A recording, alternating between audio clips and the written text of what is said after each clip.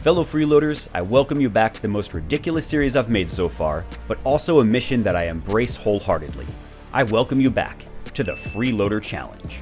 In this episode, I'll continue my slow schlep toward buying a crack house in Baltimore using funds that I raised through doing a bunch of weird stuff. In the previous 11 episodes, I accumulated $7,880, which is now spread among a bunch of different apps and bank accounts. This round, I'll show you how I tactically acquired $150 in Visa gift cards, one like-new SodaStream, $32 in cash, one baseball cap, $18 of cryptocurrency, one clogged DC-50 Dyson ball vacuum with pet spec, $36 of bank payouts, one low-grade modem router, 2 kilograms of 3D printer filament, $14 in sports betting winnings, 3 oven mitts, 3 canvas tote bags, $80.50 of shares that I have since liquidated for cash, and $73 of accounts receivable, and more than 100 bricks. Obviously, those glory days of making $1,000 per episode are behind me, for now at least. Scoring a clogged vacuum and a pile of bricks is a little bit less than what I had in mind. Let's drill down into the methods I used. I'll assign things as dank or whack once again,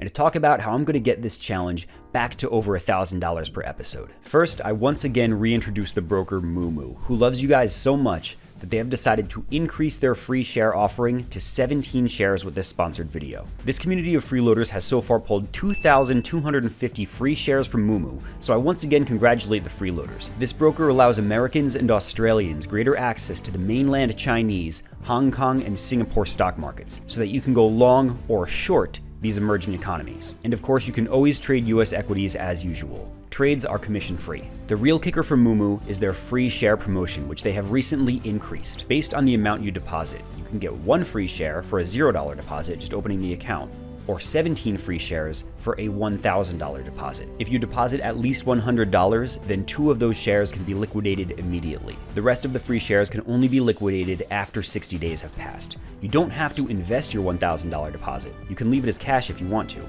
but you must wait 60 days before you can liquidate the free shares. When this freeloader community has cumulatively claimed 3,000 free shares, I will celebrate by feeding my dog Snoofer pork lo mein in this assisted format specifically. Now let's get down to brass tacks. The first method I'm going to show you is the one that has netted me the most money so far for the challenge, and that is focus groups. This is undoubtedly the best way to make money online with $0 at risk. Companies absolutely love feedback from their consumers so that they can make their product better. They pay people like you and me to give them feedback on a product or an idea. I only did one this month, in which I gave TurboTax some feedback on this tax advisor platform that they're planning. I honestly wasn't really that impressed with what they had in mind, but I gave them some feedback on how to make the product better. In exchange for that information, they gave me $150 in Visa gift cards, and of course I got to keep the personalized tax plan. I really haven't signed up to many focus groups lately because I've been focusing on making YouTube content instead, but getting back on the ball with focus groups is going to be a major part of my Freeloader Challenge turnaround plan. I personally recommend the focus group website User Interviews, and my referral in the description will get you an additional $10 after you do your first focus group. On Discord, we also have aficionados like Big Papa Lasagna who just freebases focus groups, and this guy is signing up and doing focus groups all day.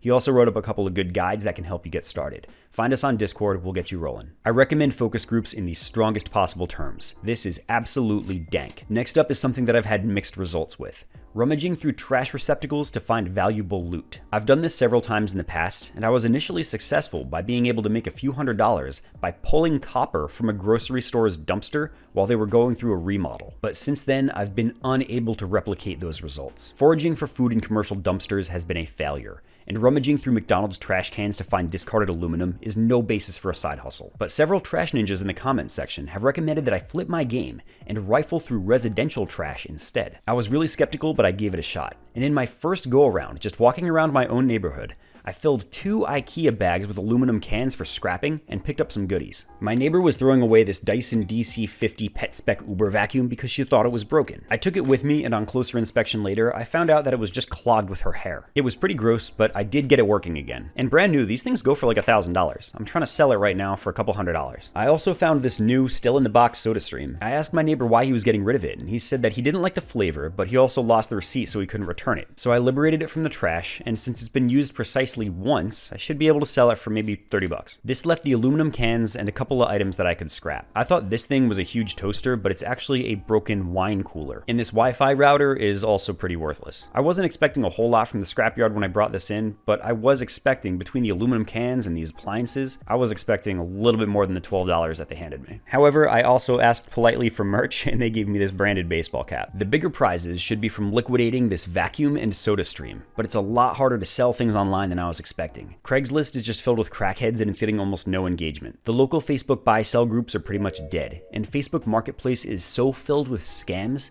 that it's pretty much unusable. I need to find a way to liquidate this junk easily, but right now it's really difficult. If anyone has magic tricks for liquidating junk in a high cost of living area, let me know. I rate residential trash foraging for aluminum cans as whack. This might be suitable for children, but not for aspiring slumlords. Foraging for appliances, I tentatively rate whack as well, but I reserve the right to change my view to dank if I'm able to find a way to liquidate these things easily. Next up is the Rover app. This is a service where people pay each other to take care of their dogs. I covered Rover in more detail in my video about how to make and save money, so check it out there if you're a dog lover. This month I walked somebody's dog once and did one drop-in visit for somebody's 3 large dogs. For doing so, I made $36 after Rover's fees. I've got 3 more dog walks lined up that will bring me $35. I price my services on the cheaper end in my area. Most people will charge a lot more, but I'm on the freeloader mission and I need volume. I also noticed that if you play with other people's dogs and take selfies with them, then people will tip you generously. Although I can't watch other people's dogs at my house because I have a kid,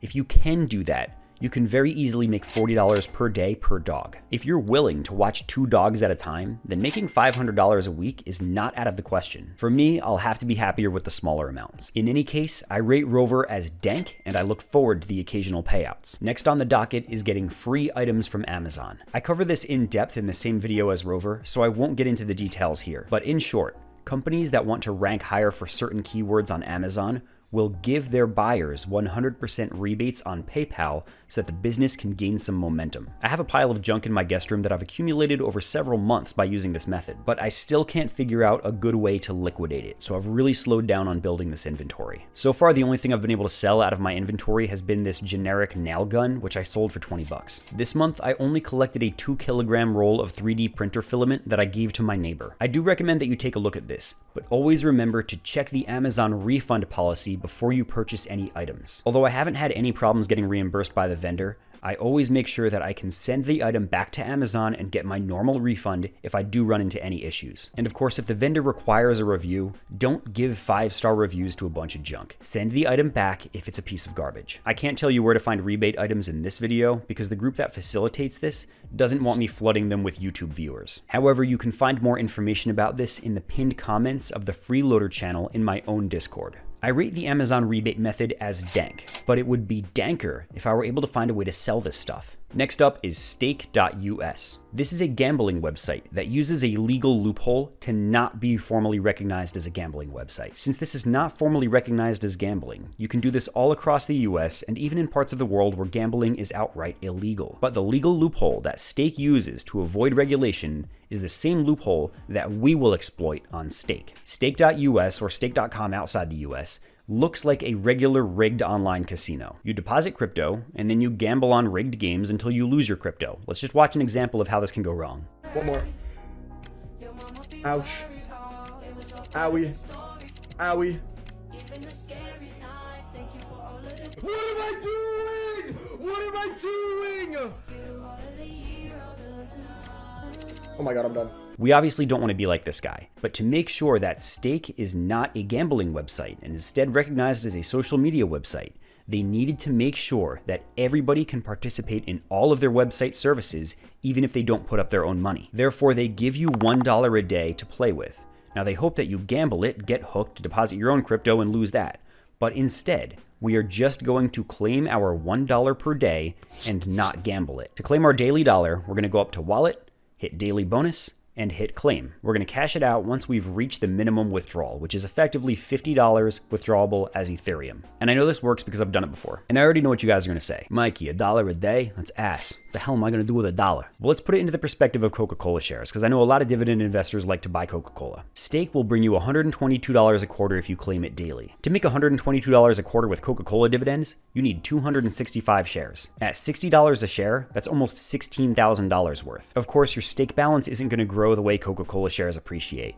But if we're just talking about the passive income perspective, then claiming $1 a day on stake is worth a truckload of Coca-Cola shares, provided you aren't depositing your own money and you're just claiming the $1 a day. Stake is dank. Next up is claiming free gifts for attending open houses. As the housing market slumps, real estate agents are finding more creative ways to get people to show up to an open house. In my area, giving people goodie bags is popular. I went to an open house in my neighborhood so I can get the goodie bag, but then I found out that it included a high-pressure sales pitch to get you to remodel your own house. I tentatively agreed to an estimate on replacing my windows because I wanted the goodie bag. The lady gave me a canvas bag with an oven mitt in it. I asked for more bags and she gave me 2 more. So now I have 3 oven mitts and 3 canvas bags. When I tried to cancel the window estimate later over the phone, the person on the other side pretty much refused to cancel it until I insisted 3 times. Despite getting the goodie bag as advertised, the fact that this was all coupled with a high-pressure sales pitch made this whole thing whack.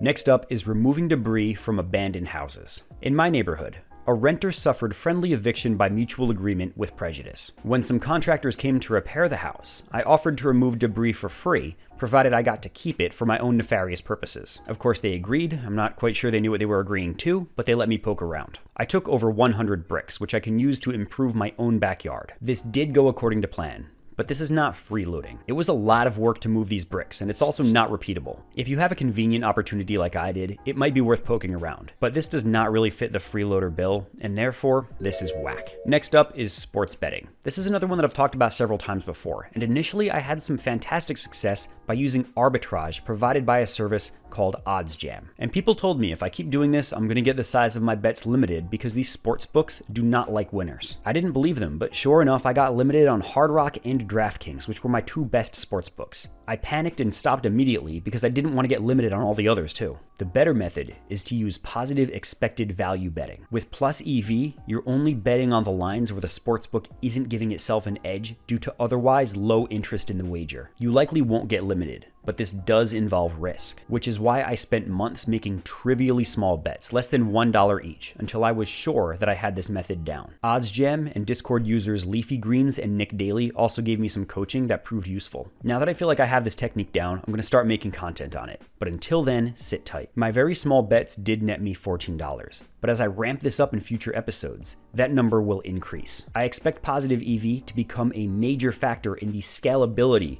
of the Freeloader Challenge. I rate positive EV as dank, but I do caution that if you are a compulsive gambler, you want to stay away from sportsbooks altogether. The final method is something that I'm not going to name because if too many people start doing it, then it's going to get ruined. But so far, it's resulted in about $80 gains with another $70 pending. It is indeed the easiest money-making method so far. I promise I will reveal this method at some point so you guys don't just think I'm bullshitting you, but I am not quite ready to put it out all over YouTube yet. Suffice it to say for now that the amount of money that you make depends on how many investment brokerages you have, not the size of your accounts. I credit Dylan's on Discord for bringing this to our attention. We talk about this technique in our Discord's Freeloader channel. It's free to join, obviously, but for now, I'm not going to be blasting it all over YouTube. Of course, this method is very dank, and I deeply appreciate Dylan's and the rest of the Freeloader Challenge community for bringing this forward. With 6 dank methods and 4 whack, I am happy but not satisfied with the results. With the addition of the $403 from this episode, this brings me to $8,355 in total, helped in part by cryptocurrency having a nice bull run. My goal of buying a crack house is already almost in reach if I were willing to buy a flooded out, condemned property with no prospect of habitability. But I'm going to hold out a little bit longer and try to do better. I'll see you on Discord where freeloaders assemble to exploit capitalism for our own nefarious gains. Thanks for watching.